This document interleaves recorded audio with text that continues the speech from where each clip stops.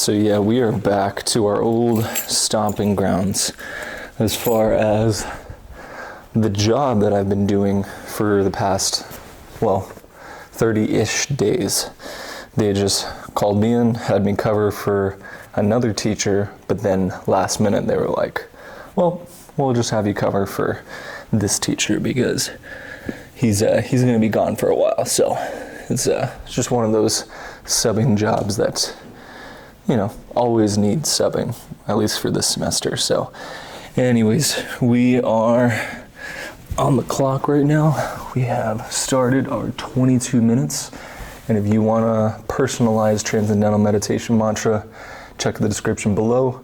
The more detailed your responses that you put into ChatGPT, the better, or the more individualized the mantra will be. But without further ado, we got 20 minutes and 55 seconds, so let's freaking get to it.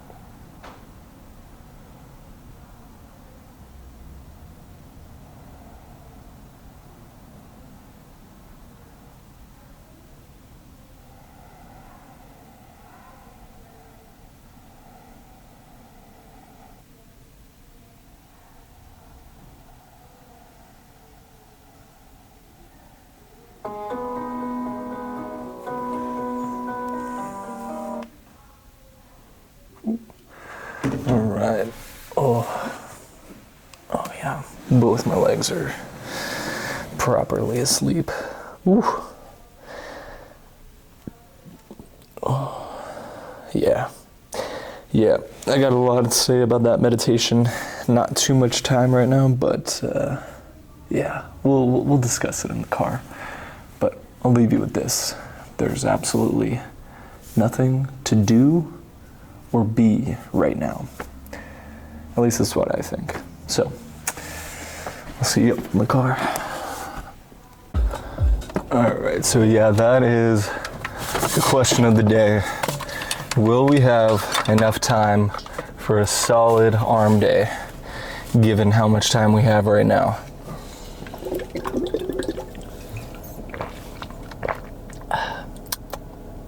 I don't know.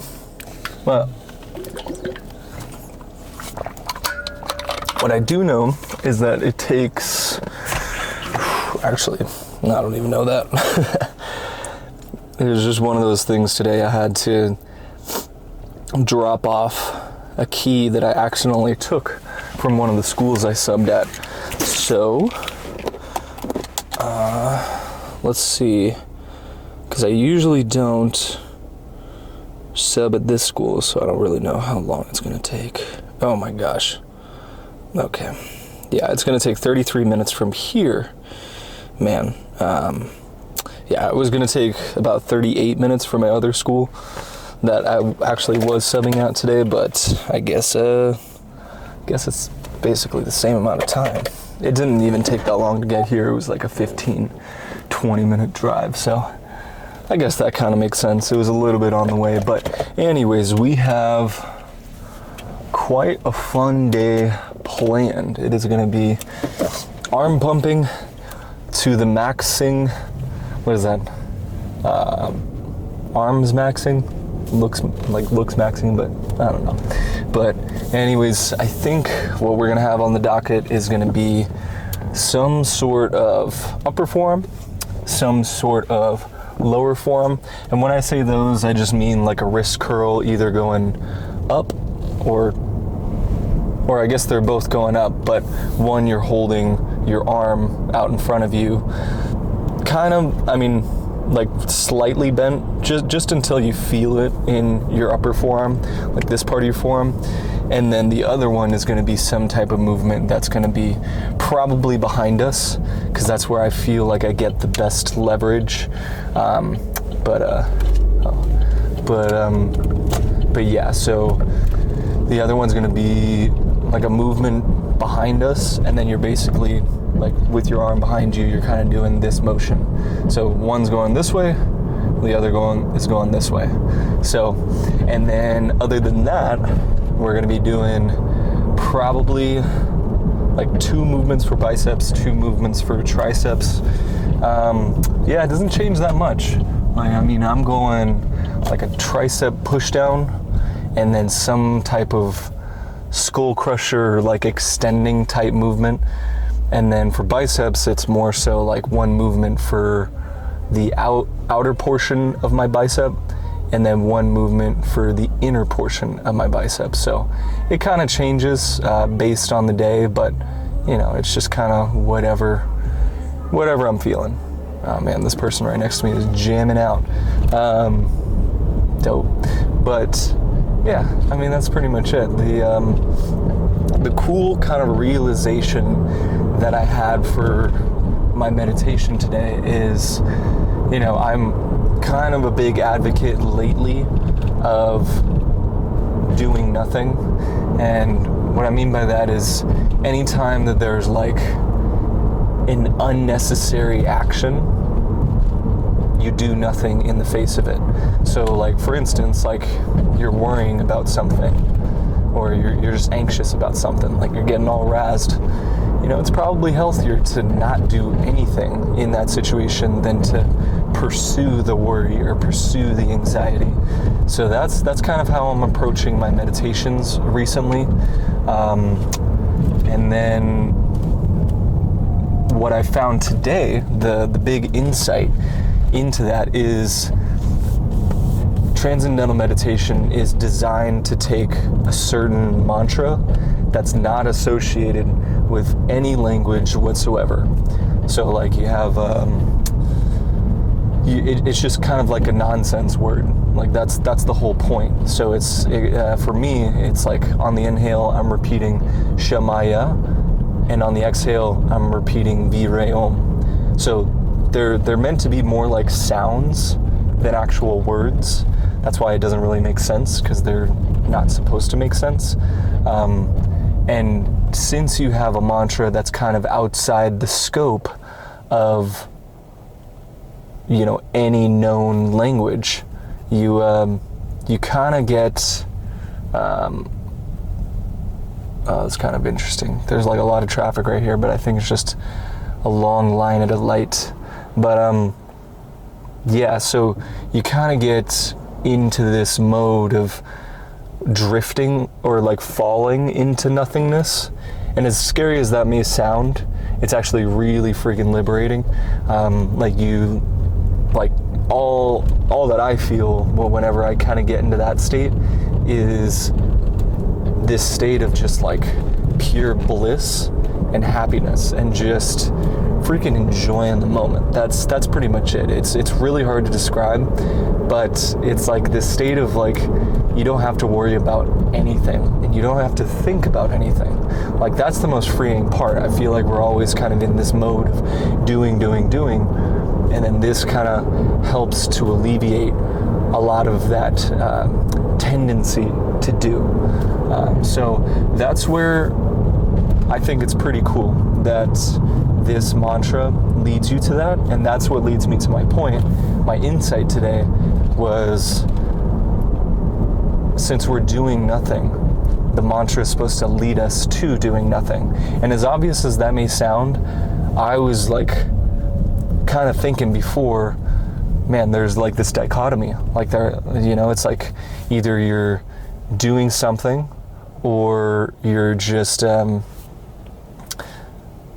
or you're kind of like for me it was like, oh, I'm doing something because I'm thinking of the mantra. But it's like, okay, how do we minimize the doing so that we can shortcut our way to nothingness? And that's where this mantra kind of comes in, where it's like, you're probably going to be doing something at all times. That's what we're kind of like programmed to do, is like, as we're trying to survive, or like evolutionarily speaking, like we're trying to survive, right? And so like our thought process is going to follow that, and so it's always going to want to do something when we're awake. And so with that, like you kind of need, or at least this is what I think, like I feel like we need to have some sort of doing, but if we can minimize that doing so that it gets us to this like place of nothingness, that's where the sweet spot is. And that's why I freaking love Transcendental Meditation. All these other types of meditations do work, but it's I don't know, it's just kind of what works for me. I've been practicing this I've been practicing it right. There's a whole story to that too. For about, I want to say about a year. It's probably been like 9 or 10 months. I've been like consistently practicing Transcendental Meditation right. And why I say right is because I thought Transcendental Meditation was like this whole other thing before. So I started practicing it like years ago, or at least what I thought it was. And so I was like, at first I thought it was you just put on a sound and then you focus on the sound. Did that for a while. And then I thought it was like, or I guess that's what I thought it was. And I just assumed, and I think it was because I saw this like guided transcendental meditation thing on YouTube, and the guy, he was basically like, bring your attention back to the sound. And it works, it definitely works, but I didn't realize that the sound is supposed to be of your own doing. Like it's not supposed to be like an external thing. It's not like you're listening to a sound from the outside. You're listening to like this silently repeated mantra. So that's where I'm kind of like, okay, it only took me one internet search for me to find like, all right, this is how we actually do Transcendental Meditation. But that's why I put that in the description below for, if you want to do it with me, because for me, like I thought it was something completely different because I just assumed because I saw a video. So I just want to like clear the air with that. Like that's how you usually start your Transcendental Meditation journey, is with, a mantra like that. And so that's kind of where I'm coming from with a lot of this. But yeah, I mean, you live and you learn, and it's not like it was bad. Like, it's not like it was like, yeah, I'm doing myself a disservice kind of thing. Or maybe I was, I don't know. But it felt more like it was just kind of like the next step. Like, I felt a lot more relaxed and concentrated while I was in the middle of it. And so that was pretty cool about that. But,